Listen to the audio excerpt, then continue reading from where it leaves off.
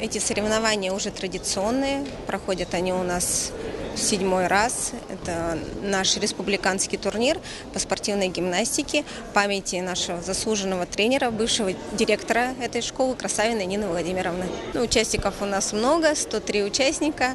К сожалению, только представляют наш город Якутск. Приглашали мы другие регионы, но, к сожалению, приехать не смогли. 2 дня у нас многоборье, и второй день у нас еще финальные соревнования завтра пройдут, то есть будет разыгрываться на каждом отдельном снаряде. Многоборье у мальчиков 6 снарядов традиционных и у девочек 4. По итогам будет сформирована команда, которая будет участвовать на первенстве федеральных округов. И также нынче у нас проходит спартакиада школьников, также будет предварительный отбор на нее произведен. С мальчиков намного больше нынче участвует.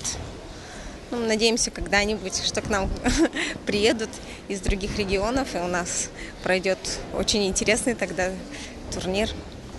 Гимнастикой я занимаюсь уже 7 лет. Мне нравится заниматься гимнастикой. Это мой любимый вид спорта. Я уже 2-й взрослый разряд. Примерно я много занимался уже, много раз. Примерно раз 15 уже занимал, здесь выступал. Вот сейчас примерно раз 15 и выступаю. Успехов много. Вот в апреле лечу в Ангарск на соревнования. Да, у нас на 2-м взрослом разряде всего 2, но я хочу все равно победить, 1-е место занять. В будущем, когда я вырасту, я хочу стать успешным спортсменом по гимнастике. Я занимаюсь уже 7 лет, выступаю по кандидату в мастера спорта.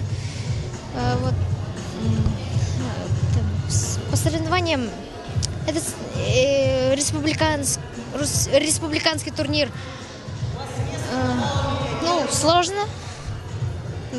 От меня есть еще 2 девочки, они тоже по КМС. Тоже им хочу пожелать удачи. И себе, конечно,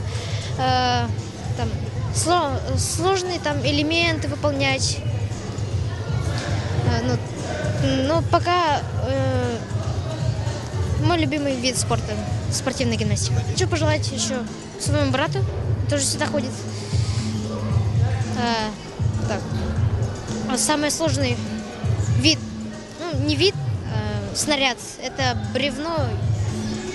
Там на плоскости надо выполнять прыжки, кувырки, сальто и соскоки.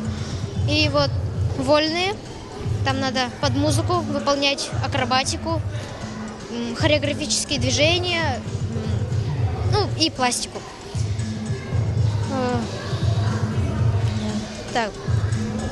И хотела бы еще пожелать всем участникам этих соревнований всем удачи.